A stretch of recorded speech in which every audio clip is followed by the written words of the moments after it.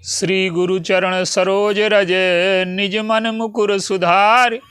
वर्णहु रघुवर विमल जस जो दायक फल चार। बोलिए सियावर रामचंद्र की जय। सिय राम मैं सब जग जानी करऊं प्रणाम जोर जुग पानी। आइए, मनुष्य के जीवन की जो समस्याएं हैं, जो आंतरिक जीवन के रोग हैं, जो राक्षस के रूप में हमारे जीवन में व्याप्त हैं, जब तक वो समाप्त नहीं हो जाते तब तक मनुष्य को आनंद नहीं मिल सकता। आनंद के जो बाधक तत्व हैं उन्हीं का नाम लंका के राक्षस है, और जो आनंद में सहायक हैं, जो हमारे जीवन को पूर्ण बनाने वाले हैं, उन्हीं का वर्णन धर्मरथ के रूप में किया गया। धर्मरथ प्रसंग में आज दान परशु बुद्धि शक्ति प्रचंडा और बर विज्ञान कठिन को दंडा। दान का फरसा क्या है, आइए इस पर कुछ विचार। मनुष्य के जीवन में जिन्हें हम विकार कहते हैं, ये अगर सीमित मात्रा में रहें तो वो विकार न होकर के जीवन के लिए उपयोगी हैं। जैसे काम है, क्रोध है, लोभ है, ये सीमित मात्रा में रहते हैं तो काम न हो तो सृजन न होगा,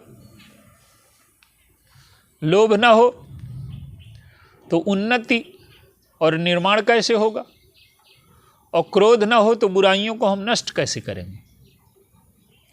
लेकिन जब यही सीमा से बाहर निकल जाते हैं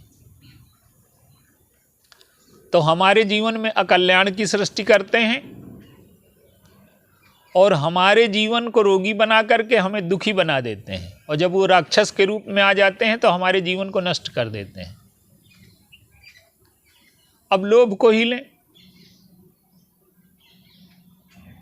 लोभ क्या है? दो दृष्टांतों के माध्यम से आप देखें। दुर्योधन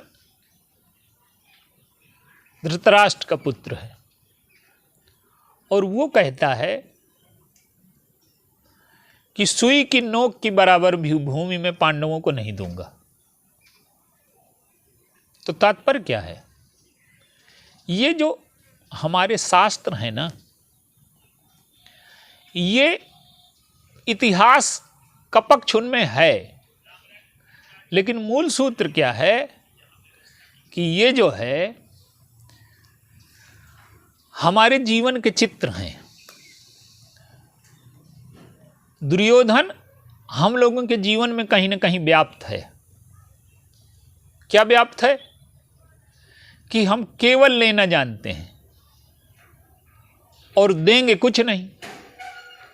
और जब हम जीवन में केवल लेना शुरू कर दें और देना मना कर दें, जो दुर्योधन कहता है कि लूंगा सब पर दूंगा कुछ नहीं, जब ये प्रवृत्ति हमारे जीवन में आ जाती है तो हम लोभ से ग्रस्त हो जाते हैं। और लोभ से ग्रस्त होने में क्या होता है कि हमारा हृदय जकड़ जाता है। काम बात कफ लोभ अपारा, क्रोध पित्त निज छाती जारा। जब कफ का लोभ हमारी छाती को जकड़ लेता है तो हमारा हृदय कठोर हो जाता है। तो लोभ जीवन में उन्नति के लिए आवश्यक है, लेकिन लोभ अगर सीमा से बाहर निकल जाए तो हमारे हृदय को कठोर बना। देखिए, हम लोगों को क्या लगता है आज के समय में, व्यक्ति जब धन कमाता है तो धन कमा करके अकेले नहीं लाता वो घर में। जो धन के साथ चिंता है, तनाव है, अपना चिंता तनाव जो दिन भर वो लगाता है वो भी लाता है, और जो अन्याय करता है वो उनकी उनकी बद्दुआएं भी आती हैं। तो लोभ के साथ अकेले पैसा नहीं आता, वो तो जड़ वस्तु है। उसके साथ जो लेन देन होता है वो भावनाओं का, संस्कारों का, विचारों का, वो लेन देन ज्यादा घातक है। तो लोभ अगर सीमा में रहे और हम कमाने में ईमानदारी का ध्यान रखें और देने का ध्यान रखें। एक महात्मा एक व्यक्ति के पास आए, उससे उन्होंने पूछा कि तुम क्या करते हो? तो उसने कहा कि मैं जो कमाता हूं तो उसका एक भाग अपना ऋण चुकाने में लगा देता हूं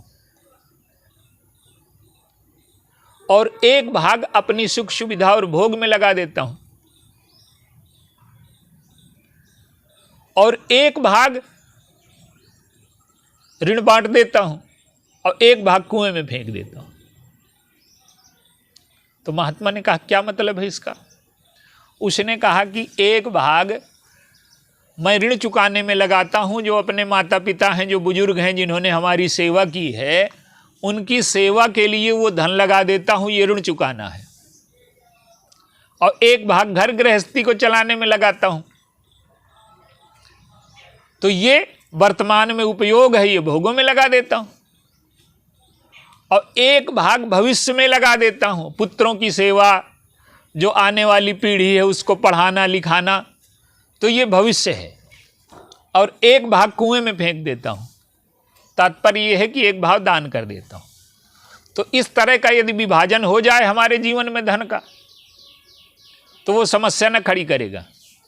लेकिन हमारी जो प्रवृत्ति है वो दुर्योधन जैसी, कि हमें लेने में आनंद है और लेने से न मिले तो छीन लेने में आनंद है,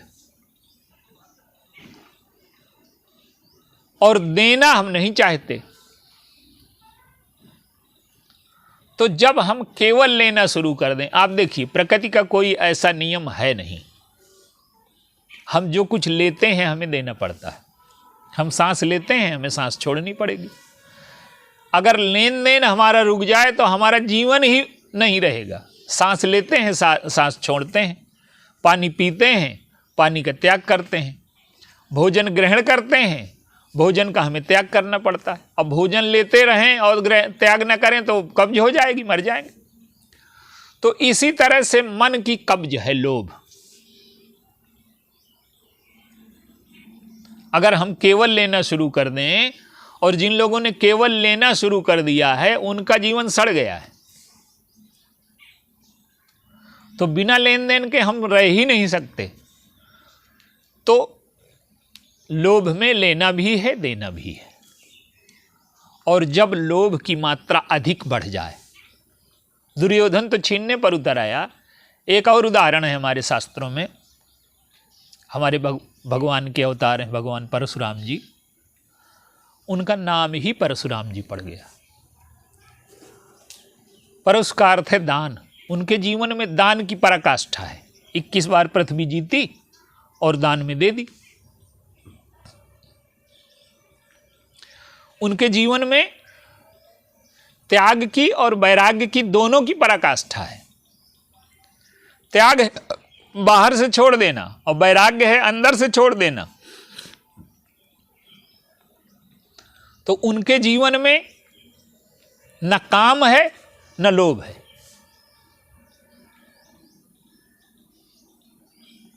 आप देखिए, सहस्त्राबाहु नाम का एक राजा है। सहस्त्राबाहु का अर्थ है जिसकी 1000 भुजाएं। आज मनुष्य सहस्त्राबाहु हो गया है। सहस्त्राबाहु का अर्थ है कि विज्ञान के जो यंत्र हैं, मोटरसाइकिल है या कार है या गाड़ी है, ये हमारे चलते हुए पैर का विस्तार है। ये जो मशीनें हैं हमारे हाथों का विस्तार है। ये दूरबीन हमारे आँखों का विस्तार है। ये जो जितने भी साधन हैं हमारी इंद्रियों के विस्तार हैं ये। तो आज हमारे पास 1000 भुजाएं हैं और हम 1000 भुजाओं से लोभ की प्रकृति जो सहस्त्रबाहु की थी वही हमारी है। जिसके अंदर कामना है उसे पुरुषार्थी होना चाहिए। लोभ है तो हम पुरुषार्थ करें, लोभ नियंत्रित रहेगा। लेकिन हजार भुजाओं वाला अगर कामधेनु चाहने लगे, कामधेनु का अर्थ है कि हम कुछ ना करें सब कुछ उपलब्ध हो जाए,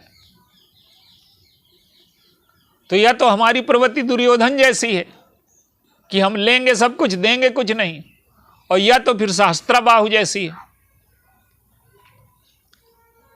कि हमारे पास पुरुषार्थ की क्षमता है, लेकिन ऐसी क्षमता भी उपलब्ध हो जाए कि हम जो कुछ संकल्प करें वो हमें मिल जाए। लेकिन हमारे शास्त्रों में बताया गया कि उन महापुरुषों के पास कामधेनु है जिनके जीवन में कामना का अभाव हो गया, निष्काम हो गए हैं। अब कामधेनु उनकी सेवा में खड़ी है। वो अपने स्वार्थ के लिए कामधेनु का प्रयोग नहीं करते, दूसरों की सेवा के लिए करते हैं। तो सहस्त्रबाहु में लोभ पैदा हुआ, वो छीन करके ले गया। तो भगवान परशुराम ने क्या किया कि उसकी हजारों भुजाएं काट दें। माने हमारे जीवन में जब लोभ आए और लोभ की मात्रा हजार भुजाओं तक पहुंच जाए तो हमें दान के फरसे से उसे काट देना है। अब ये बातें जो जीवन को प्रसन्न रखने की हैं, देखिए हमारे जो शास्त्र हैं इनमें मनुष्य के सुख दुख का बहुत गहराई से विश्लेषण किया गया है। आधुनिक विज्ञान यंत्रों तक पहुंचा है, वो कोई विज्ञान का जो विकास है वो बाहर हुआ है, अंदर कुछ विकास नहीं हुआ। अंदर का विकास हमारे देश की जो संस्कृति है वो मनुष्य के पूर्ण विकास पर जोर देती है। अब आप बाहर से सारे साधन इकट्ठा कर लो, आपका शरीर ही व्यर्थ हो जाए। आज भोग की सामग्री है पर भोग शक्ति चली गई। तो जो संतुलित विकास है वो ये है कि आंतरिक विकास भी हो, बाहर का भी विकास हो।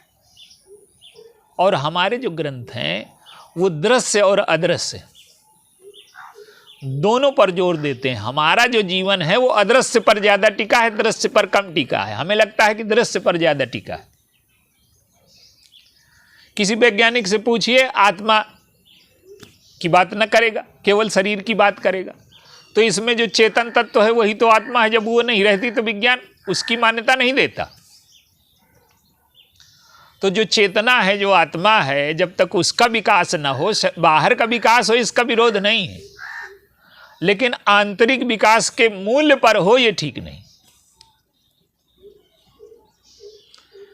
तो जब हमारे जीवन में लोभ बढ़ने लगे तो हम दान के फरसे से उसको काट दें।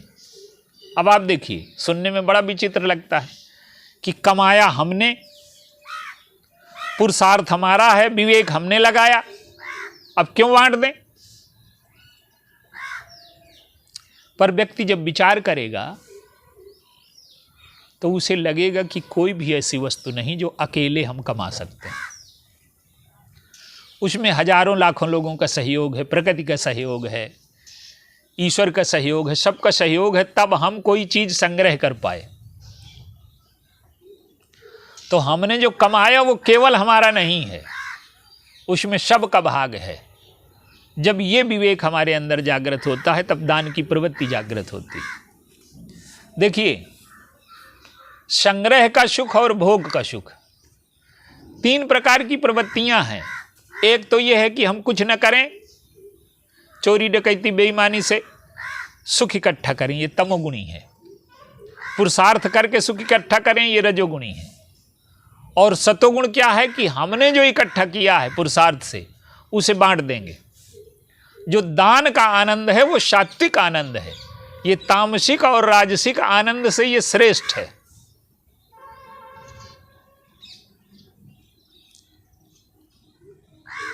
अमेरिका के एक उद्योगपति हैं, न्यूयॉर्क शहर को जमीन चाहिए पार्क के लिए। तो उन्होंने एक पत्र लिखा उद्योगपति को कि हमें पार्क के लिए जमीन चाहिए, शहर की आबादी ज़्यादा है, खुली हवा नहीं है, आप ये दान दे दीजिए। जो पैसे दान नहीं, जो आप पैसे चाहें हम दे देंगे। उन्होंने मना कर दिया, नगर पालिका को हम न देंगे। लेकिन दूसरे दिन उन्होंने पत्र भेजा कि हम बिना पैसे के दान में देने को इसे तैयार हैं। उनके सम्मान में एक समारोह रखा गया।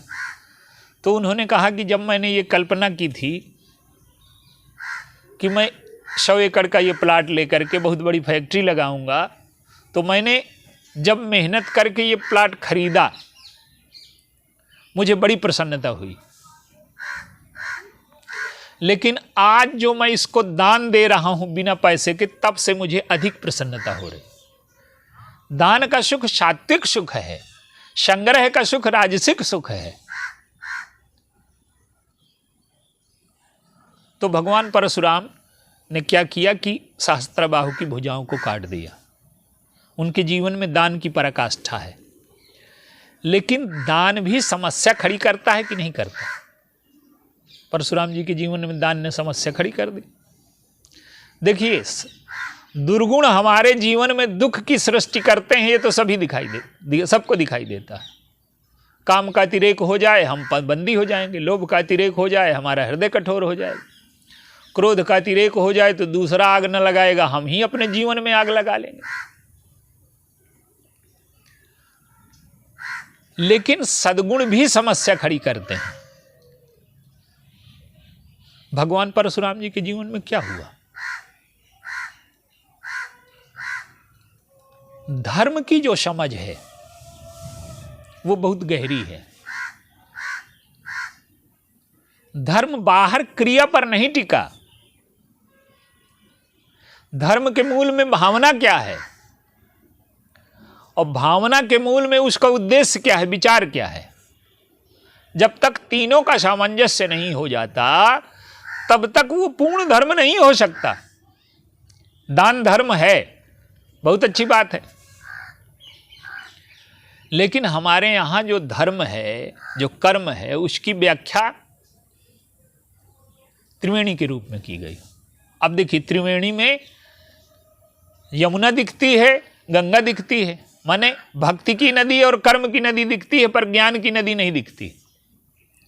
दृश्य जगत और अदृश्य जगत, और अदृश्य जगत को अगर आप नहीं जान पाए तो आप जीवन को कभी पूर्ण नहीं कर सकते। तो जो कर्म की नदी है वो क्या है? हमारा जो इतिहास है वो संसार के जैसा इतिहास नहीं है कि वो केवल दृश्य वस्तुओं पर टिका है। हम कहते हैं कि गंगा जी को कहते हैं कि भगवान के चरण से निकली, यमुना को कहते हैं कि सूर्य की पुत्री हैं। इसका अर्थ क्या है? जड़ को जब तक आप चेतन से न जोड़ दें, दृश्य को अदृश्य से न जोड़ दें, तब तक जीवन पूर्ण नहीं हो सकता। तो दान धर्म है, लेकिन यह समस्या कब खड़ी करता है? धर्म के मूल में विचार क्या है? धर्म के मूल में भावना क्या है? क्रिया को देख करके अगर हम धर्म मान लेंगे तो वो अधूरा है, भावना को देख करके धर्म मान लेंगे तो वो अधूरा है।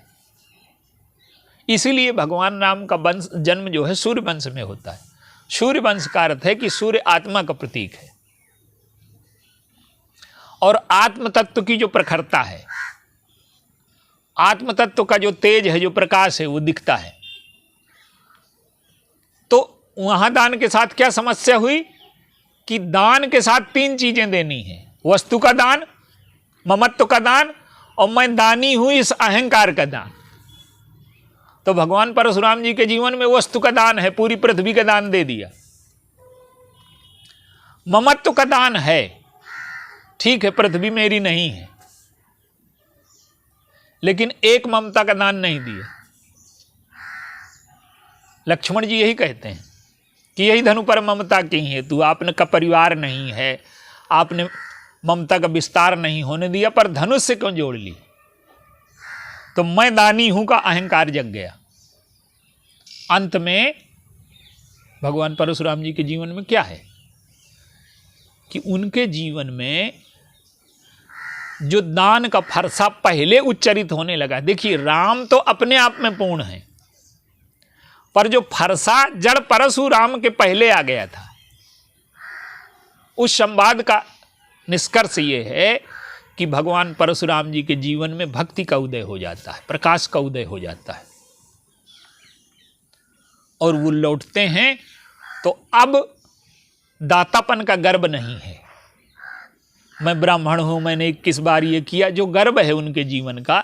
देखिए, आप जो है दान से संसार की बहुत समस्याओं का समाधान होता है, लेकिन आपकी बुद्धि जब तक विज्ञान में न स्थित हो तब तक भेद बुद्धि नहीं मिट सकती, और जब तक अहमता और ममता है तब तक हमारे जीवन में प्रकाश भी रहेगा, अंधकार भी रहेगा, गुण भी रहेंगे, दोष भी रहेंगे, अपना भी रहेगा, पराया भी रहेगा। और ये जब सब मिट जाएं तो दान के फरसे से हम लोभ को काटें, जिससे हमारा जीवन संतुलित हो, नियंत्रित हो। हम वस्तु का दान दें, ममत्व का दान दें, और मैं दानी हूं इसका भी दान दे दें, और जब इसका दान दे देंगे तो हमारे जीवन में भक्ति का उदय हो जाएगा। और जब भक्ति का उदय हो जाएगा तो हमें इस बात का प्रकाश हो जाएगा, ज्ञान हो जाएगा कि हम जो अपने को इतना महत्वपूर्ण मान बैठे थे, ये सब कुछ ईश्वर से संचालित है। जब जीवन में ज्ञान हो जाएगा, प्रकाश हो जाएगा, तो कर्तृत्व का हमारा अहंकार मिट जाएगा। तो दान का विकास होते होते हमारे अज्ञान का अंधेरा मिट जाता है। भगवान परशुराम जी के जीवन में यही हुआ। तो दान का फरसा ये व्यक्ति के जीवन में आवश्यक है, जिससे लोभ की भुजाएं कटती रहें और लोभ हमारे जीवन में अकल्याण की सृष्टि न करे। नहीं, हृदय हमारा जकड़ जाएगा और इतनी कठोरता आ जाएगी कि मानवीय संवेदनाएं शून्य हो जाएंगे। अब देखिए, लोभ की सबसे बड़ी समस्या क्या है? लोभ की समस्या ये है कि अपने लिए इकट्ठा करो, पुत्रों के लिए इकट्ठा करो, फिर पौत्रों के लिए इकट्ठा करो, तो भविष्य तो अनिश्चित है, कितना करें हम। तो ये जो लोभ का भविष्य से जुड़ जाना है, ये कैसे कटेगा कि लोभ को हम वर्तमान से जोड़ दें। संसार में कितने लोग भूखे हैं, कितनों के पास वस्त्र नहीं, कितने अभावग्रस्त हैं, तो लोभ ये हो जाए कि इनकी पीड़ा दूर हो जाए। लोभ जब वर्तमान से जुड़ जाएगा तो लोभ सार्थक हो जाएगा।